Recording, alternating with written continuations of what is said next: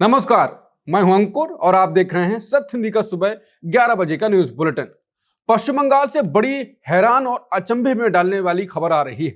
बंगाल के मवेशी बाजारों में इस बार कुछ ऐसा हुआ है जिसे देखकर हर कोई दंग है। यहाँ मुस्लिम समुदाय के युवा खुद गौरक्षक की भूमिका में नजर आ रहे हैं।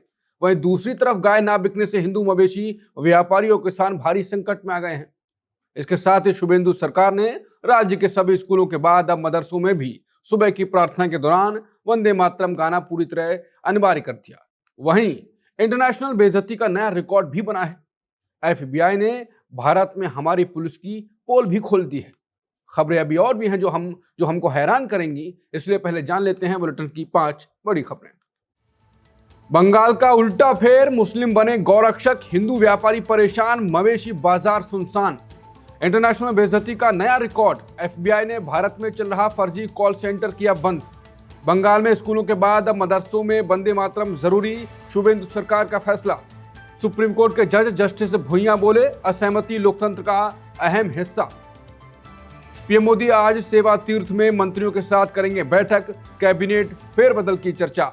अब शुरुआत करते हैं बंगाल में गौरक्षक बने मुस्लिम और हिंदुओं के परेशान होने से। बंगाल में नए सख्त पशु वध कानून के कारण मुस्लिम खरीदारों ने गायों से दूरी बना ली है, जिससे हिंदू मवेशी व्यापारी गंभीर आर्थिक संकट में फंस गए हैं। पश्चिम बंगाल में गायों की खरीद बिक्री को लेकर सोशल मीडिया पर कई वीडियो वायरल हो रहे हैं। इन वीडियो में मुस्लिम युवक हिंदू व्यापारियों को गाय बेचने से मना करते हुए दिखाई दे रहे हैं। वो लोगों से गाय के जगह बकरे या भैंस की कुर्बानी देने की अपील कर रहे हैं। इस अनोखे बदलाव की वजह राज्य सरकार का एक सख्त नया नियम माना जा रहा है। मुख्यमंत्री शुभेंदु अधिकारी की सरकार ने 1950 का पशु वध नियंत्रण कानून कड़ाई से लागू किया है। नए नियम के मुताबिक अब सिर्फ 14 साल से ज्यादा उम्र के पशुओं को ही काटा जा सकेगा। इसके लिए भी नगर पालिका या पंचायत से बाकायदा एक फिटनेस सर्टिफिकेट लेना जरूरी होगा। खुले में या सार्वजनिक जगहों पर किसी भी पशु की कुर्बानी देने पर पूरी तरह रोक है। इस नियम का उल्लंघन करने पर 6 महीने की जेल और जुर्माना हो सकता है। इस नए नियम से बंगाल के पारंपरिक मवेशी बाजारों में पूरी तरह सन्नाटा पसर गया। सबसे ज्यादा मार हिंदू पशुपालकों, खासकर डेयरी व्यवसाय से जुड़े घोष समुदाय पर पड़ी है। ईद के मौके पर जहां करोड़ों का व्यापार होता था, वहां खरीदार गायब हैं। गायों के ना बिकने से किसान लाखों रुपए के कर्ज के नीचे दब गए हैं। बूढ़े हो चुके मवेशियों को पालने का खर्च उठाना अब उनके लिए नामुमकिन होता जा रहा है। मुस्लिम खरीदारों द्वारा गायों से दूरी बनाने के बाद बंगाल के मवेशी बाजारों में हिंदू किसान भारी मंदी और लावारिश पशुओं के बढ़ते संकट से जूझ रहे हैं। पशु बेचने आए हिंदू किसान ना खरीदे जाने के बाद रो भी रहे हैं। वीडियो आए हैं। इस पर कहा जा रहा है कि बंगाल में कुर्बानी के लिए गाय बेचने आए हजारों हिंदू फिर उनका रोना या ऐसे हताश निराश होना कई चीजें बताती है। ये बात जरूर है कि पूरे देश का मुसलमान अगर गाय से कुछ महीने भी दूर रहे, इसका असर देश की व्यवस्था पर साफ नजर आएगा। ट्रैफिक, रोड एक्सीडेंट और गायों की भूख से मौत, ये सब तो पहले भी देखा गया है। हिंदुओं को चाहिए कि ये गौरक्षकों को रोके, उनके खिलाफ मोर्चा खोले, वरना आने वाले समय में मामला और भी खराब होगा। ये सोशल मीडिया पर कहा जा रहा है, आपके सामने ट्वीट चल रहा होगा। अमेरिका की जांच एजेंसी एफबीआई ने कंप्यूटर वायरस का डर दिखाकर अमेरिकी बुजुर्गों को लूटने वाले भारत के एक फर्जी कॉल सेंटर को बंद कर दिया। इस कॉल सेंटर के शातिर ठगों ने अमेरिकी बुजुर्गों से टेक्निकल सपोर्ट के नाम पर अरबों रुपए लूट लिए। ठगों का ये गिरोह लोगों के कंप्यूटर पर वायरस होने का एक फर्जी पॉपअप मैसेज भेजता था। इस डरावने मैसेज को देखकर घबराए लोग मदद के लिए दिए गए फोन नंबर पर कॉल करते थे। उनकी कॉल सीधे भारत में बैठे इन जालसाजों के पास पहुंच जाती थी। इसके बाद ये ठग कंप्यूटर ठीक करने के बहाने मासूम बुजुर्गों से मोटी रकम वसूल लेते थे। इस काली कमाई में कॉल सेंटर की मदद करने वाले 2 अमेरिकी टेक अधिकारियों ने भी अपना गुनाह कबूल कर लिया है। ये दोनों अधिकारी अपनी कंपनी के जरिए इन ठगों को फोन नंबर और कॉल रूटिंग की सुविधाएं देते थे। एफबीआई के मुताबिक अकेले पिछले साल इस तरह की कंप्यूटर ठगी से अमेरिकी नागरिकों को $2 अरब से ज्यादा का चूना लगा। फिलहाल इस अंतर्राष्ट्रीय जांच में भारत के पांच बड़े जालसाजों को भी दोषी ठहराया जा चुका है। इस खबर पर वरिष्ठ पत्रकार रवीश कुमार ने कहा कि गृह मंत्री नोट करें, जिन कॉल सेंटर को खत्म करने में पुलिस की भूमिका होनी चाहिए, उसकी पहल एफबीआई कर रही है। इंटरनेशनल बदनामी अलग से।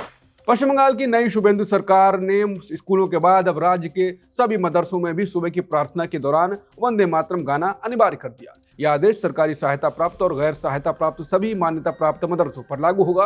अल्पसंख्यक मामलों के विभाग ने इस आदेश को तुरंत प्रभाव से लागू करने का आदेश दिया है। इससे ठीक एक हफ्ते पहले मुख्यमंत्री शुभेंदु अधिकारी ने राज्य के सभी स्कूलों के लिए भी ये नियम बनाया था। इस फैसले के तहत अब सरकारी और स्कूली कार्यक्रमों में राष्ट्रगीत के सभी 6 अंतरे गाए जाएंगे। ईवीएम और सीसीटीवी कैमरों में धांधली की शिकायतों के बाद बंगाल की फाल्टा सीट पर भारी सुरक्षा के बीच दोबारा मतदान कराया जा रहा है। आज वोटिंग शुरू हो चुकी है। सुबह 7 बजे से ही पोलिंग बूथों पर सुरक्षा के बेहद कड़े इंतजाम किए गए। इस सीट पर 2,36,000 से ज्यादा वोटर्स अपने वोट डालेंगे। चुनाव आयोग ने पिछले महीने 29 अप्रैल को हुए मतदान को पूरी तरह रद्द कर दिया था। उस दौरान फाल्टा सीट पर बड़े पैमाने पर चुनावी गड़बड़ी की शिकायतें सामने आई। आरोप है कि कई पोलिंग बूथों पर ईवीएम मशीनों पर जानबूझकर टेप चिपकाया गया था। इसके अलावा मतदान केंद्रों पर लगे कैमरों की फुटेज के साथ भी छेड़छाड़ की गई थी। इस बड़ी धांधली को देखते हुए चुनाव आयोग ने दोबारा मतदान कराने का फैसला किया। इस चुनाव में मुख्य मुकाबला बीजेपी, माकपा और कांग्रेस के उम्मीदवारों के बीच माना जा रहा है। टीएमसी के उम्मीदवार जहांगीर खान ने 2 दिन पहले ही रेस से हटने का ऐलान कर दिया था, लेकिन समय बीत जाने के कारण उनका नाम अभी भी ईवीएम मशीन पर मौजूद रहेगा। सुप्रीम कोर्ट के जस्टिस उज्ज्वल भुइयां ने कहा कि लोकतंत्र में असहमति जताने का अधिकार बहुत जरूरी है और अलग राय रखने वालों को की कट्टरपंथियों से रक्षा होनी चाहिए। उन्होंने कहा कि असहमति हमारे लोकतंत्र का एक बेहद जरूरी हिस्सा है। अलग राय रखने वाले लोगों की सुरक्षा करना सरकार और समाज दोनों की बड़ी जिम्मेदारी है। उन्होंने इंदौर इंस्टीट्यूट ऑफ लॉ के एक कार्यक्रम में ये अहम बात कही। उनके मुताबिक कट्टरपंथी और असहिष्णु समूहों के दबाव में लोगों को बचाना बहुत जरूरी है। जस्टिस भुइयां ने डॉक्टर BR अम्बेडकर के विचारों का हवाला देते हुए भाईचारे पर जोर दिया। भाईचारे के बिना आजादी कुछ ही लोगों के हाथ की कठपुतली बनकर रह जाएगी। उन्होंने कहा कि इतिहास गवाह है कि बोलने की आजादी ने हमेशा दबे कुचले लोगों को आगे बढ़ाया। एक असहिष्णु समाज कभी भी आगे नहीं बढ़ सकता और न ही तरक्की कर सकता है। इस पर वरिष्ठ वकील प्रशांत भूषण ने कहा है, ये सुप्रीम कोर्ट के एक ऐसे जज हैं जिन्हें देखकर हमारा न्याय व्यवस्था पर भरोसा और मजबूत हो जाता है। खबरें अभी और भी हैं जिन्हें आपको जानना चाहिए, लेकिन उससे पहले सत्य हिंदी को लेकर खबर भी जान लेते हैं। अगर आपको सत्य हिंदी का काम पसंद है तो सत्य हिंदी और ज़्यादा अच्छा काम करे, उसके लिए आपका सपोर्ट भी ज़रूरी है। इसके लिए आपको कुछ बड़ा नहीं करना है। पहला कदम सत्य हिंदी का ऐप डाउनलोड कर ले, जिससे आप ये बुलेटिन, दूसरे वीडियोस और खबरें एक ही जगह देख सकेंगे और पढ़ सकेंगे। और आप सत्य हिंदी की मेंबरशिप लेकर भी सत्य हिंदी के काम को सपोर्ट कर सकते हैं। जो आपको आसान लगे वो आप करें। तो बुलेटिन में अब आगे देखिए। पीएम मोदी आज सेवा तीर्थ में मंत्रियों के साथ करेंगे बैठक। मोदी के मेलोडी गिफ्ट से पार्ले शेयर में 5% का उछाल।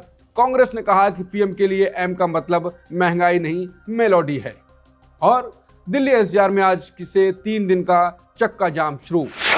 पीएम मोदी आज दिल्ली के नए पीएमओ सेवा तीर्थ में मंत्री परिषद की एक बड़ी बैठक करने वाले हैं। ये बैठक आज शाम 5 बजे होगी, जिसमें सरकार के सभी मंत्री और राज्य मंत्री शामिल होंगे। इस साल मंत्रियों की ये पहली बड़ी बैठक है, जिसके बाद कैबिनेट में फेर बदल की चर्चाएं तेज हो गई हैं। बैठक में सभी मंत्रालयों के पुराने कामकाज और उनके नतीजों की बारीकी से समीक्षा की जाएगी। इसके साथ ही बैठक में मिडिल ईस्ट के संकट और ईरान युद्ध पर भी बड़ी चर्चा होने की उम्मीद है। इस युद्ध की वजह से भारत के व्यापार और तेल की कीमतों पर पड़ने वाले असर को देखा जाएगा। पीएम मोदी द्वारा जॉर्जिया मेलोनी को मेलोडी टॉफी गिफ्ट करने के वीडियो के बाद निवेशकों ने गलती से गलत पार्ले कंपनी के शेयर खरीद लिए, जिससे उसका भाव 5% बढ़ गया। उन्होंने पार्ले इंडस्ट्रीज कंपनी को मेलोडी टॉफी बनाने वाली कंपनी समझ लिया। निवेशकों ने इस कंपनी के शेयर धड़ाधड़ खरीदने शुरू कर दिए। इस वजह से पार्ले इंडस्ट्रीज का शेयर 5% चढ़कर बंद हुआ। मगर सच यह है कि melody toffee Parle products company बनाती है। पार्ले प्रोडक्ट्स शेयर बाजार में लिस्टेड ही नहीं है। इस मजेदार घटना के बाद केंद्रीय मंत्री पीयूष गोयल ने एक डेटा शेयर किया। उन्होंने बताया कि पिछले 10 सालों में भारत का टॉफी एक्सपोर्ट दोगुना हो गया है। साल 2025-26 में भारत का टॉफी एक्सपोर्ट 132 करोड़ रुपए पहुंच गया। भारत ने अकेले इटली को 5 करोड़ रुपए की टॉफियां बेची हैं। भारतीय टॉफी खरीदने के मामले में सऊदी अरब सबसे आगे है। सऊदी अरब ने भारत से 25 करोड़ रुपए से ज्यादा की टॉफी खरीदी। वैसे भारत के कुल एक्सपोर्ट में टॉफी का हिस्सा बहुत ही छोटा है। दुनिया में मैक्सिको, स्पेन और नीदरलैंड सबसे बड़े टॉफी एक्सपोर्टर देश हैं। महंगाई और तेल संकट के बीच इटली में मेलोडी टॉफी बांटने को लेकर कांग्रेस ने पीएम मोदी पर तीखा तंज कसा। मुख्य विपक्षी पार्टी ने आरोप लगाया कि प्रधानमंत्री मोदी देश की जनता की तकलीफों को लेकर बिल्कुल भी गंभीर नहीं है। देश को लोग इस समय भयंकर महंगाई, बेरोजगारी और आर्थिक तंगी से पूरी तरह जूझ रहे हैं। मिडिल ईस्ट के इस युद्ध की वजह से देश में तेल और गैस का भारी संकट खड़ा हो गया है, मगर प्रधानमंत्री देश की समस्याओं को छोड़कर विदेशों में सिर्फ अपनी पीआर ब्रांडिंग करने में लगे हैं। कांग्रेस ने अपने सोशल मीडिया अकाउंट पर एक वीडियो शेयर करके पीएम मोदी का जमकर मजाक उड़ाया। उन्होंने एम फॉर मेलोडी का नारा देते हुए कहा कि पीएम के लिए एम का मतलब महंगाई नहीं, देश की गरीब जनता दाने दाने को तरस रही है और पीएम इटली में सांता क्लॉज बनकर टॉफियां बांट रहे हैं। वीडियो में तंज कसा गया कि दूध, ब्रेड, गैस सिलेंडर और दवाइयों के दाम आसमान छू रहे हैं। किसान, युवा और छोटे व्यापारी पैसों की तंगी से बहुत ज्यादा परेशान हैं। इसके बावजूद पीएम मोदी मुस्कुराते हुए रील बना रहे हैं और उनके समर्थक तालियां बजा रहे हैं। कांग्रेस ने कहा यह कोई देश का नेतृत्व नहीं बल्कि जनता के साथ एक बड़ा नाटक है। दिल्ली और उसके आसपास के शहरों में आज से 3 दिनों की बड़ी हड़ताल शुरू हो गई। हड़ताल आज 21 मई से शुरू होकर 23 मई तक लगातार चलने वाली है। इसका चक्का जाम के कारण दिल्ली एनसीआर में कैब, ऑटो और ट्रकों के पहिए थम गए। All India motor transport Congress के बैनर तले 68 से ज्यादा यूनियन इसमें शामिल हैं। हड़ताल की वजह आज से सुबह से ही आम मुसाफिरों को दिक्कत का सामना करना पड़ा। ड्राइवरों का कहना है कि लगातार बढ़ती महंगाई ने उनका जीना पूरी तरह मुहाल कर दिया। सीएनजी और पेट्रोल डीजल के दाम तो रोज बढ़ रहे हैं, लेकिन उनका किराया नहीं बढ़ा। यूनियन के मुताबिक पिछले 15 सालों से टैक्सी के किराए में कोई बढ़ोतरी नहीं की गई है। इस वजह से ड्राइवरों के सामने अब अपने परिवार को पालने का बड़ा संकट खड़ा हो गया है। संयुक्त राष्ट्र में भारत ने पाकिस्तान के नागरिकों पर जुल्म ढाने वाले इतिहास का जिक्र किया। उन्होंने कहा कि खुद नरसंहार का दाग लेकर घूमने वाला देश भारत के आंतरिक मामलों पर बोल रहा है। दरअसल पाकिस्तानी प्रतिनिधि ने संयुक्त राष्ट्र की बैठक में कश्मीर का राग अलापा। इसका कड़ा जवाब देते हुए भारत ने कहा कि पाकिस्तान हमेशा अपनी नाकामी छुपाने के लिए हिंसा करता है। भारत ने सुरक्षा परिषद में अफगानिस्तान पर हुए पाकिस्तानी हवाई हमलों का मुद्दा भी पुरजोर तरीके से उठाया। उन्होंने याद दिलाया कि इसी साल रमजान के पवित्र महीने में पाकिस्तान ने काबुल में एक अस्पताल पर बर्बर हमला किया। इस कायरतापूर्ण हमले में 269 बेकसूर नागरिकों की जान गई थी और 100 से ज्यादा लोग घायल हुए थे। भारत ने कहा कि अंतर्राष्ट्रीय कानून की दुहाई देने वाला पाकिस्तान खुद अंधेरे में मासूमों को निशाना बनाता है। ऐसे हिंसक देश के मुंह से मानवाधिकारों की बातें सुनना बेहद पाखंड भरा लगता है। अमेरिका से मिले नए शांति प्रस्ताव पर ईरान गंभीरता से विचार कर रहा है, जबकि दोनों देश एक दूसरे को धमकी भी दे रहे हैं। अमेरिकी राष्ट्रपति ट्रंप ने कहा कि बातचीत अब अपनी आखिरी दौर में है। ट्रंप ने उम्मीद जताई कि जल्द ही कोई ना कोई रास्ता निकल आएगा। उन्होंने यह भी चेतावनी दी कि बात ना बनने पर सख्त कदम उठाएंगे। ट्रंप ने कहा कि वो कम से कम लोगों की जान जाते हुए देखना चाहते हैं। दूसरी तरफ ईरान के विदेश मंत्रालय ने अमेरिकी प्रस्ताव मिलने की पुष्टि की। ईरान ने अपनी पुरानी मांग दोहराते हुए विदेशी बैंकों में जमा पैसा मांगा है। ईरान अपने बंदरगाहों पर लगी अमेरिकी पाबंदियों को भी हटाना चाहता है। ईरान के मुख्य वार्ताकार मोहम्मद बाकर कालिबाफ ने अमेरिका पर कई गंभीर आरोप लगाए। उन्होंने कहा कि बात ना मानने पर अमेरिका फिर से हमला कर सकता है। ईरान की सेना ने भी चेतावनी दी कि नया युद्ध पूरे क्षेत्र में फैल जाएगा। सुबह 11 बजे के बुलेटिन में इतना ही। बाकी खबरों के लिए बने रहिए सत्य हिंदी के साथ। दोपहर 2 बजे मिलते हैं नए बुलेटिन के साथ। नमस्कार।